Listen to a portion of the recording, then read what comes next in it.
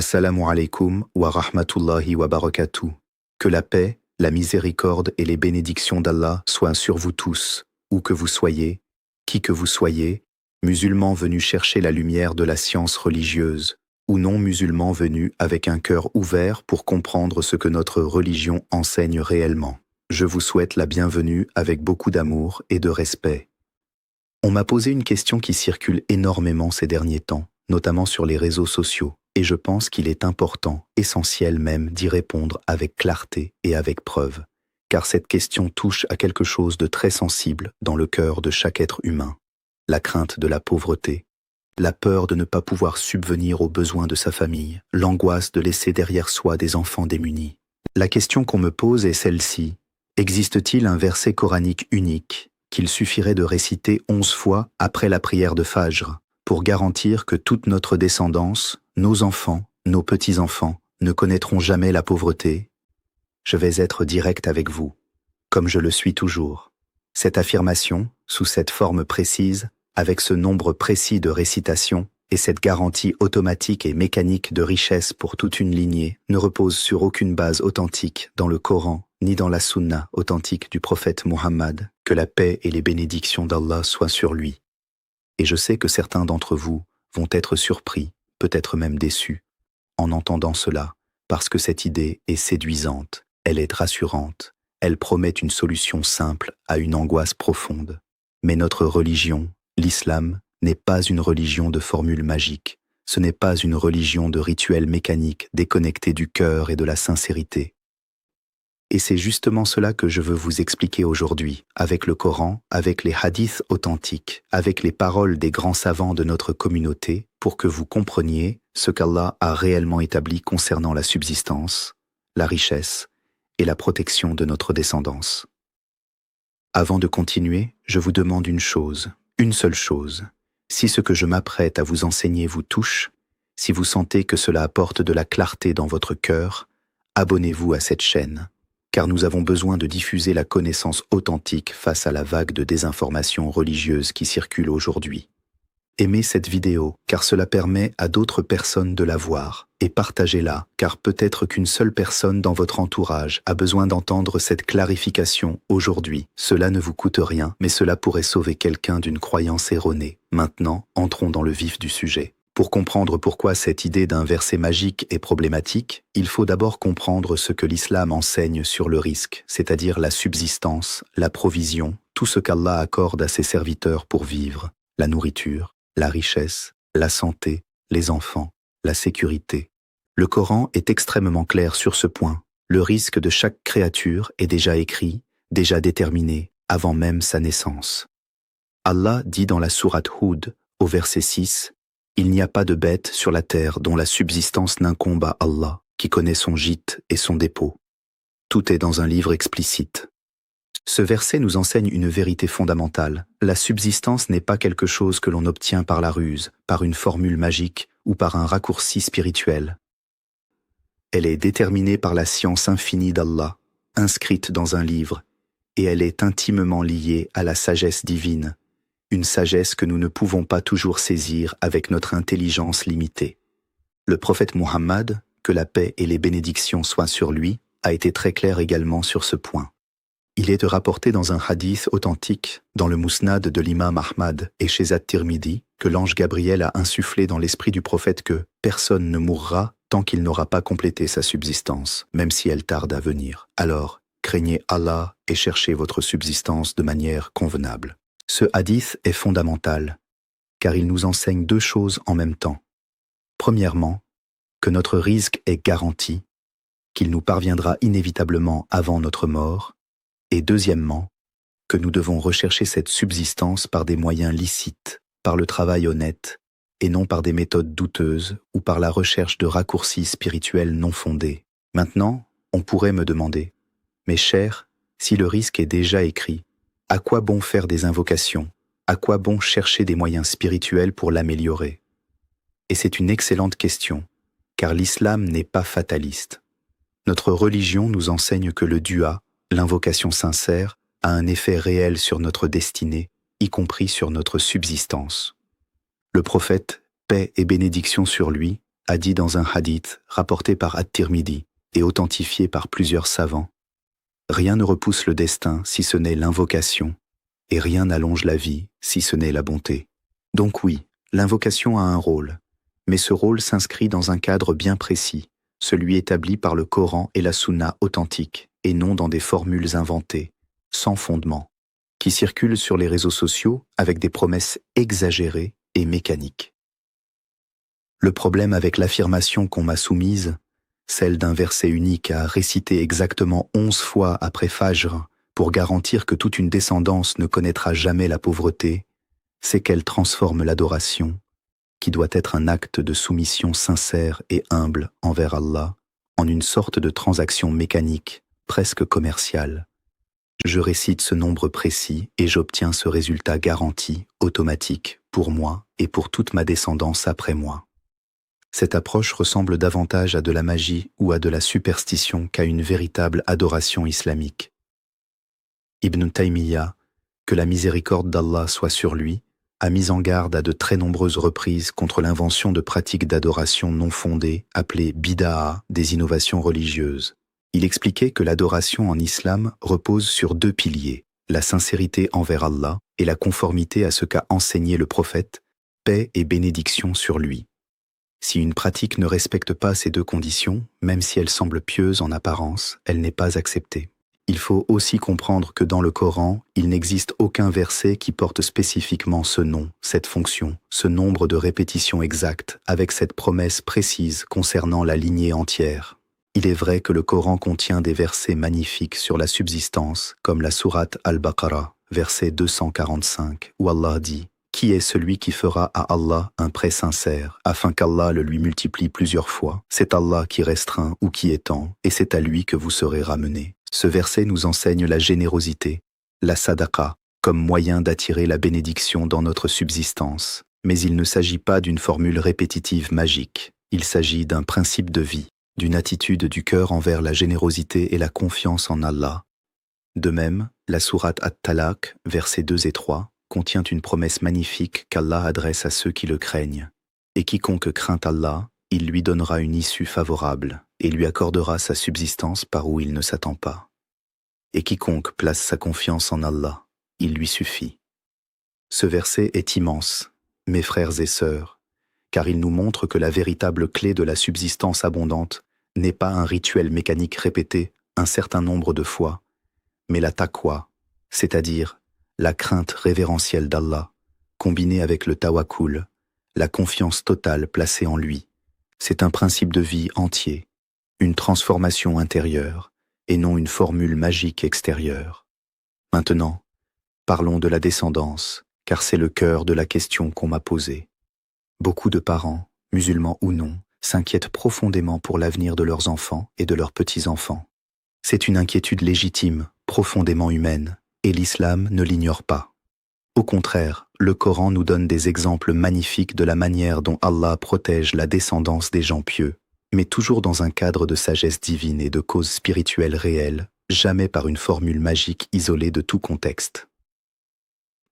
Prenons l'exemple extraordinaire rapporté dans la sourate Al-Kahf, versets 77 à 82, l'histoire du mur que le prophète Al-Khidr redresse dans un village qui avait pourtant refusé d'accueillir et de nourrir les 2 voyageurs. Allah révèle par la suite la raison de cet acte. Sous ce mur se trouvait un trésor appartenant à 2 jeunes orphelins de la ville, et leur père était un homme vertueux. Allah dit dans ce passage: quant au mur, il appartenait à 2 garçons orphelins de la ville, et il y avait dessous un trésor à eux, et leur père était un homme vertueux. Ton Seigneur a donc voulu qu'ils atteignent leur maturité et qu'ils extraient, eux 2, leur trésor, par une miséricorde de ton Seigneur.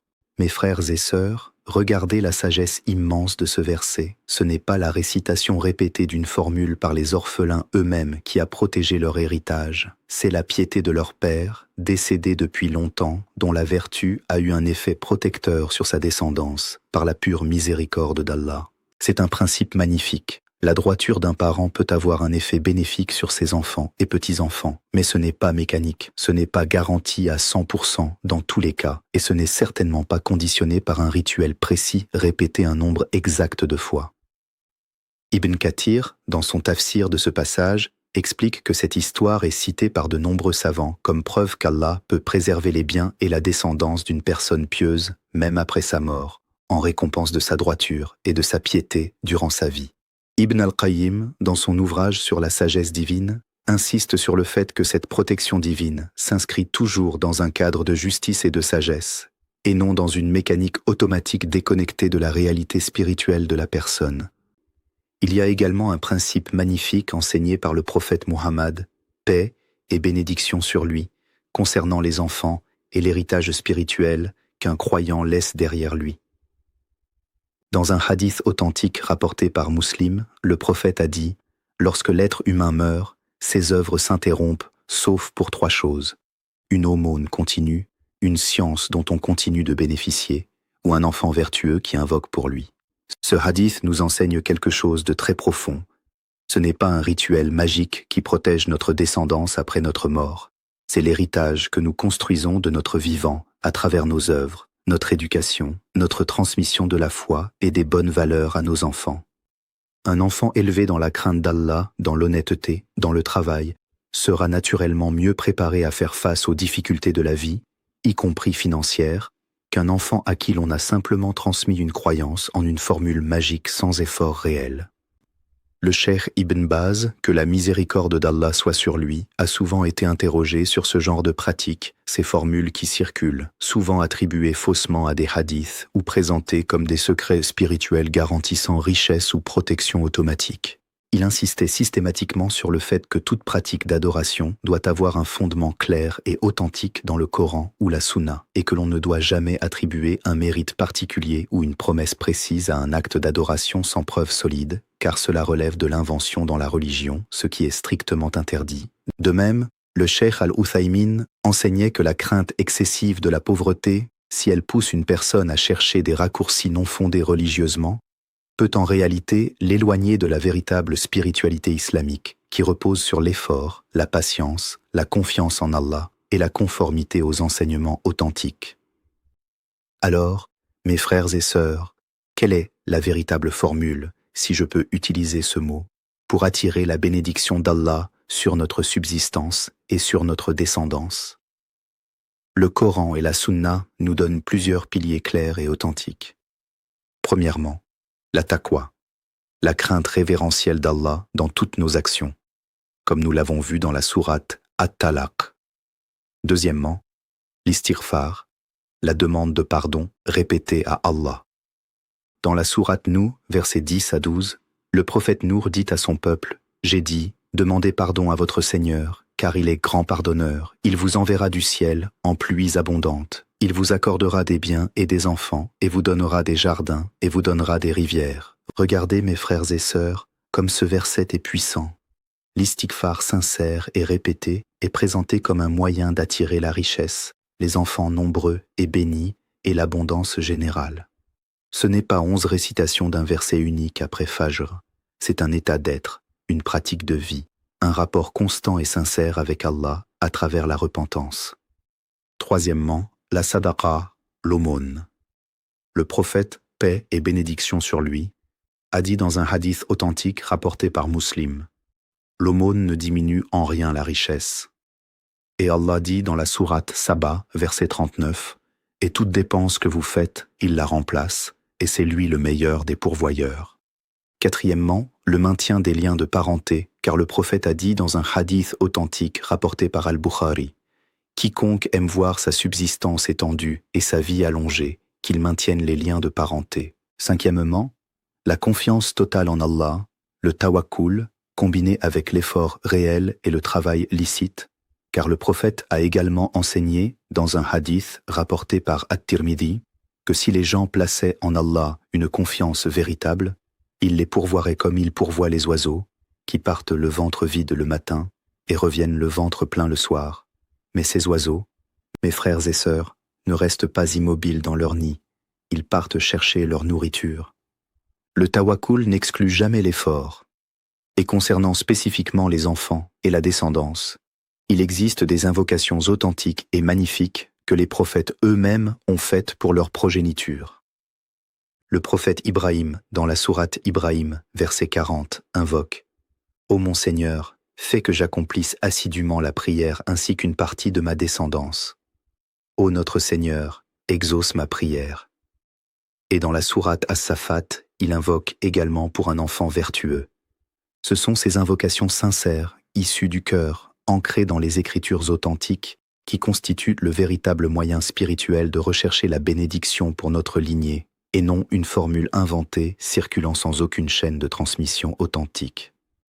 Mes chers frères et sœurs, mes chers amis qui nous regardez peut-être pour la première fois et qui découvrez l'islam à travers cette explication, je veux que vous reteniez ceci. Notre religion n'a pas besoin de formules magiques inventées pour être belle, puissante et efficace.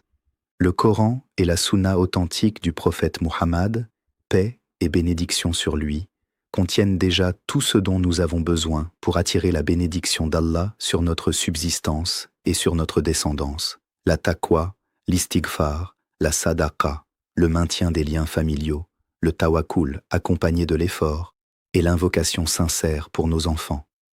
Ne cherchez pas de raccourcis non fondés, ne diffusez pas des affirmations religieuses sans vérifier leur authenticité, car le prophète a averti, dans un hadith authentique rapporté par Muslim, que quiconque rapporte de moi une parole qu'il sait fausse, qu'il prenne sa place en enfer. Nous devons tous être rigoureux et humbles face à la science religieuse. Je vous encourage donc, à partir d'aujourd'hui, à délaisser la recherche de formules magiques et à vous ancrer dans une pratique religieuse authentique et sincère. Multipliez l'istighfar chaque jour, donnez la sadaqa même modeste, maintenez les liens avec votre famille, placez votre confiance en Allah tout en travaillant honnêtement et invoquez sincèrement pour vos enfants et petits-enfants, en leur transmettant surtout l'amour d'Allah et de son Messenger, car c'est cet héritage spirituel, bien plus qu'une formule répétée, qui protégera véritablement votre lignée dans cette vie et dans l'au-delà. Qu'Allah nous accorde à tous une subsistance abondante et licite, qu'il bénisse notre descendance, qu'il nous préserve de l'innovation dans la religion et qu'il nous guide vers la compréhension authentique de notre belle religion. Avant de nous quitter, je vous demande, une dernière fois, avec beaucoup d'insistance et d'amour, abonnez-vous à cette chaîne pour recevoir davantage d'enseignements authentiques et rigoureux. Aimez cette vidéo si elle vous a apporté de la clarté. Partagez-la avec ceux qui ont besoin de l'entendre. Et écrivez Allah Akbar dans les commentaires en signe de reconnaissance envers Allah pour sa guidance. Qu'Allah vous bénisse, qu'il bénisse vos familles et qu'il bénisse votre descendance jusqu'au jour dernier. Assalamu alaikum wa rahmatullahi wa barakatuh.